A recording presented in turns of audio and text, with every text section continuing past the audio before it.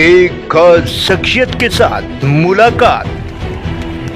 देखिए जयदेव पटेल के साथ नंबर 1 इंडिया न्यूज पर रोजाना रात 9 बजे।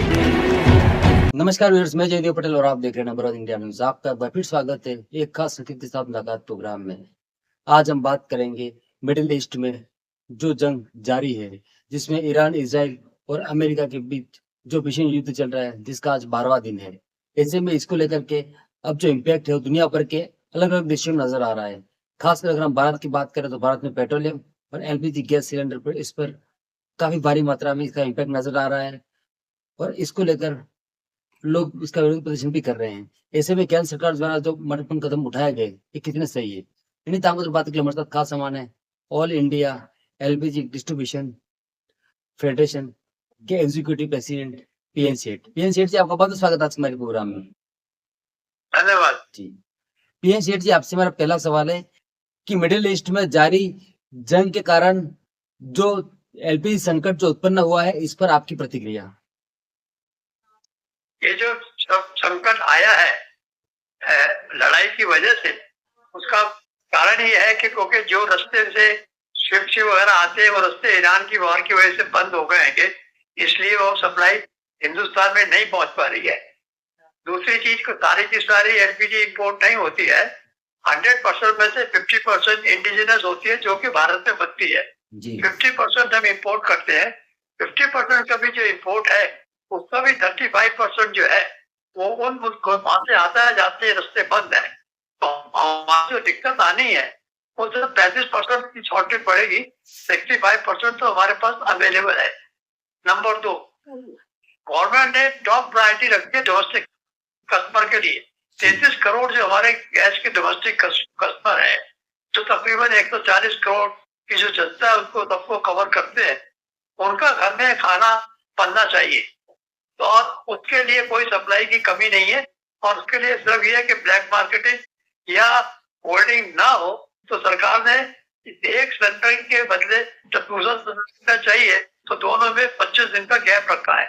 दो बुकिंग के बीच में 25 दिन का डिफरेंस हो, ताकि उसके सप्लाई रहेगी और जरूरतमंद को सप्लाई मिलती रहेगी। नॉर्मली हम साल में एक कस्टमर को, डोमेस्टिक कंज्यूमर को 15 सिलेंडर देते हैं और प्राइम मिनिस्टर उज्ज्वल योजना जो है, पहले 12 करोड़ कस्टमर है, 33 करोड़ में से उनको 7 सिलेंडर पर एनम दिए जाते हैं जी। और वो आमतौर से एक सिलेंडर तकरीबन 4-5 आदमियों की फैमिली में एक महीना एक सिलेंडर चल जाता है। तो इसमें कोई दिक्कत आने वाली नहीं है। और दूसरा एडवांटेज ये भी है कि 75% कंज्यूमर्स के पास हमारे 2-2 सिलेंडर है। एक किचन में लगता है, एक स्टैंड बाई रहता है जी। आज की तारीख में भी कईयों के पास बराबर सिलेंडर रखा हुआ होगा। जिन लोगों ने आज से 10 दिन पहले पहला वाला चलाया होगा तो वो भी खत्म नहीं हुआ होगा। और सिमिलरली जो हमारे पास भी जो होता है, इतना स्टॉक होता है, 2 दिन का स्टॉक हर डिस्ट्रीब्यूटर के पास होता है। आगे भी सरकार ने एश्योरेंस दी है कि डोमेस्टिक के अंदर कोई साइज नहीं। हाँ, कमर्शियल टेंडर्स की सेल के ऊपर थोड़ा अंकुश लगा है। उसके अंदर भी जो टॉप के सर्विसेज सेक्टर्स है, नॉन प्रॉफिटेबल ऑर्गेनाइजेशन है, जैसे हॉस्पिटल्स है जहाँ पे पेशेंट्स का खाना बनता है, हॉस्पिटल्स की सप्लाई जारी रहेगी। स्कूल्स, कॉलेजेस, डिफेंस ऑर्गेनाइजेशन जहाँ पे डिफेंस के आर्म्स एम्यूनिशन बनते हैं, रेलवे डिपार्टमेंट है और मेट्रो स्टेशन है, जहाँ ऐसे कस्टमर की सर्विसेज है वहां पर ये सप्लाई जारी रहेगी। सिर्फ ईटरी हाउसेज जो है और रेस्टोरेंट जो है उनमें ये है, अगर हफ्ता भर आदमी बाहर खाना नहीं खा, घर के लिए अंदर तो उसको सिलेंडर है ना, घर में खाना बना के खा सकता है। तो कहीं बाहर भी जाना है तो खाना घर से बना के ले जा सकता है। एक दो उनका बिजनेस थोड़ा इफेक्ट होगा, रेस्टोरेंट वालों का और कमर्शियल सिलेंडर जो भी ईटरी हाउसेज है। लेकिन खाना नहीं मिलेगा ऐसी बात नहीं, खाना घर से बना के ले जाएगा, घर में तो सिलेंडर है ना लगाने की। पीएन सेठ जी, इससे जुड़ा आपसे मेरा एक अगला सवाल है कि जिस प्रकार से मिडिल ईस्ट में जो जंग शुरू हुई, उसके बाद कहीं न कहीं एलपीजी गैस का संकट जो है, इसको लेकर के भारत सरकार ने महत्वपूर्ण मीटिंग बुलाई हुआ, जिसमें फैसला लिया गया कि जो कॉमर्शियल जो गैस सिलेंडर्स हैं, उसकी सप्लाई पर कहीं की रोक लगा दी जाए, रेस्टोरेंट्स और साथ ही होटल्स को लेकर के। ऐसे में लोगों की आजीविका पर कितना असर दिखाई देगा और इसी के साथ साथ में इससे क्या एलपीजी गैस का जो इश्यू जो है, क्या वो रिजॉल्व हो जाएगा? नहीं, देखिए जो कमर्शियल सिलेंडर एलपीजी वही है, चाहे वो हमारे पास जो एलपीजी बाहर से इम्पोर्ट होती है वो कमर्शियल और डोमेस्टिक एलपीजी अलग नहीं होती है। एलपीजी की क्वालिटी सेम ही होती है। सिर्फ ये कि कमर्शियल सिलेंडर महंगा होता है, डोमेस्टिक सिलेंडर सब्सिडाइज होता है, वो उस रेट के ऊपर कंज्यूमर को दिया जाता है। तो ऐसे हालात के अंदर कमर्शियल सिलेंडर ईटरी हाउस से बचा करके, क्योंकि सरकार सबके घरों में 140 करोड़ आदमियों के घरों में गैस पहुंचाने का पूरा वायदा कर रही है और सबके घरों में जा भी रही है। अगर कमर्शियल सिलेंडर रेस्टोरेंट में चलता है तो वो वहीं बिकते हैं जहाँ पर आदमी घर से खाना ना बना करके बाहर जाकर के खाएगा। तो आज की तारीख में बाहर जाकर के ना खाने की वजह से अपने घर से खाना खा के जाए या अपने घर से खाना बना करके अपने साथ से जाए। ऑफिस में भी लोग जाते हैं, अपना टिफिन साथ लेकर के जाते हैं। लेकिन जो 5 स्टार होटल्स वगैरह उनको किसी किस्म की दिक्कत नहीं है। वो तो ओवरनाइट जो है अपना किचन जो है वो इलेक्ट्रिक इंडक्शन हॉट प्लेट आती है उनके ऊपर चालू कर देंगे। थोड़ा सा गरीब आदमी बेचारा जो सड़क के ऊपर बैठ के चाय बना करके बेच रहा है या अपना रोटी रोजी चलाता है, ऐसे आदमियों को खास दिक्कत आएगी, ऐसा मेरा मानना है। और गवर्नमेंट भी विचार कर रही है कि उनके साथ हम कैसे करें, कैसे सप्लाई दे सकते जी। पीएन सेठ जी, एलपीजी सबसे ज्यादा आपकी बात काट रहा हूँ, दिक्कत सबसे ज्यादा स्मॉल ईटरी हाउसेस को आएगी। बड़े ईटरी हाउसेस या रेस्टोरेंट या होटल्स 5 स्टार होटल्स है, उनकी ऐसी पोजीशन है तो इलेक्ट्रिक के ऊपर एकदम स्विच ऑफ कर सकते हो और अपना होटल बंद नहीं करना पड़ेगा ना, अच्छे रेस्टोरेंट को भी नहीं करना पड़ेगा। एक तो छोटा आदमी है बेचारा, गरीब आदमी है, तो सवेरे घर से सामान बना करके नाश्ता है, रोज होटल में छोले सड़क के ऊपर बेचता है या कोई चाय पानी बेचता है, उनके लिए थोड़ी दिक्कत आ जाएगी। जी। पीएन सेठ जी, एलपीजी संकट के बीच में जिस प्रकार से जो सवाल खड़े किए जा रहे हैं, क्या इस रिपोर्ट से विपक्ष का सियासत है या फिर कहीं न कहीं ये कहें कि इसमें विदेश नीति जो है भारत सरकार की वो फेल बताई जा रही है? विदेश नीति नहीं है, क्या नाम है, अचानक जो है स्थिति पैदा हुई, अनफोर्सिंग सर्कमस्टांसेस जिसको बोलते हैं, किसी को मालूम नहीं था कि ऐसे बाहर हो जाएगी। ये तो अचानक है। घर में किसी का बच्चा पैदा होते मर जाता है, किसी का बच्चा, कोई आदमी 80 साल तक चलता है।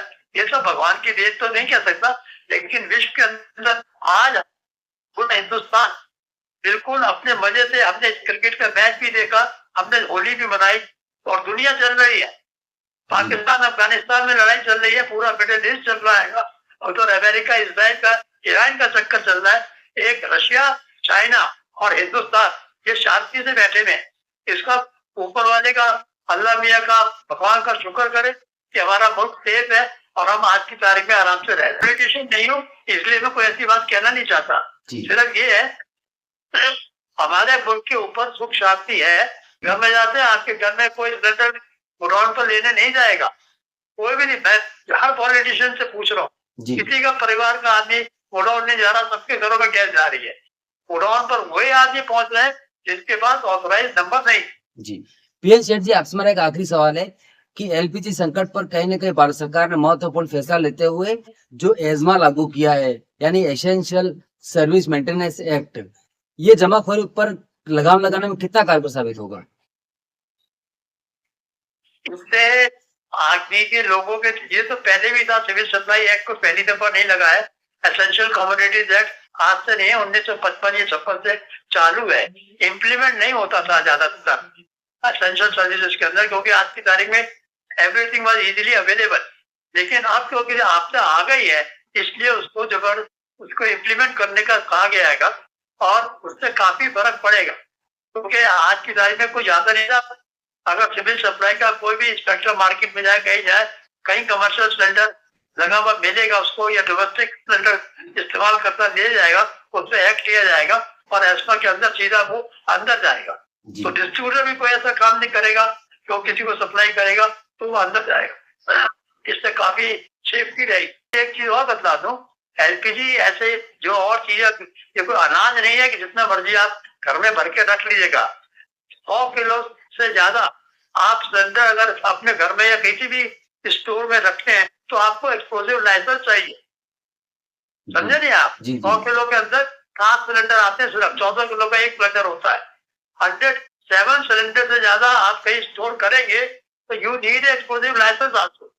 अगर आप एक्सप्लोजिव लाइसेंस नहीं देंगे, you will put behind the bar. So there are so many ways to क्या नाम कंट्रोल द होल्डिंग, इसीलिए गवर्नमेंट ने होल्डिंग ना हो।